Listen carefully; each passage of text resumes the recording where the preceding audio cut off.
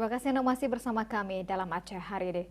Saudara, seratusan warga Kota Banda Aceh dan Kabupaten Aceh Besar mengikuti vaksinasi COVID massal yang digelar Kodim 0101 BS. Sebanyak 1.000 warga Kabupaten Aceh Besar dan Kota Banda Aceh ditargetkan menjadi penerima program vaksinasi yang rencananya akan digelar 2 hari ini.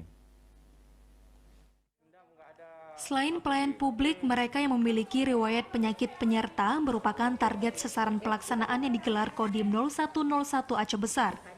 Bersama Kesehatan Kodam Iskandar Muda yang dimulai Kamis 3 Juni kemarin. Warga yang hadir langsung menjalani vaksinasi usai proses registrasi dan dinyatakan layak menerima vaksinasi. Sejumlah personel Kodim 0101 BS tampak mengarahkan warga menunggu antrian dan menjalani observasi di tempat yang telah disediakan guna mengantisipasi penumpukan warga.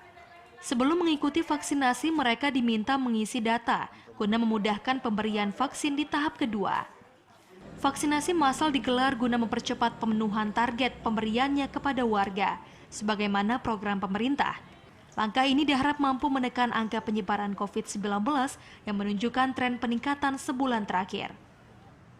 Jadi kita harapkan yang paling besar prioritas itu lansia, kemudian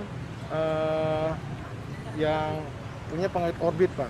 Nah, nanti kan ada dokternya nih, misalnya dia diabetes. Nah, diabetes skala sekian langsung vaksin. Kalau yang masih tinggi mungkin ditunda dulu, tidak ada masalah. Begitu juga jantung dan paru-paru. Sebanyak 1.000 warga Kota Banda Aceh dan Aceh Besar ditargetkan menjadi penerima vaksinasi massal ini. Pelaksanaannya direncanakan akan berlangsung Jumat 4 Juni sejak dimulai Kamis 3 Juni kemarin. Dari Banda Aceh, Arman Konadi, TVRI melaporkan.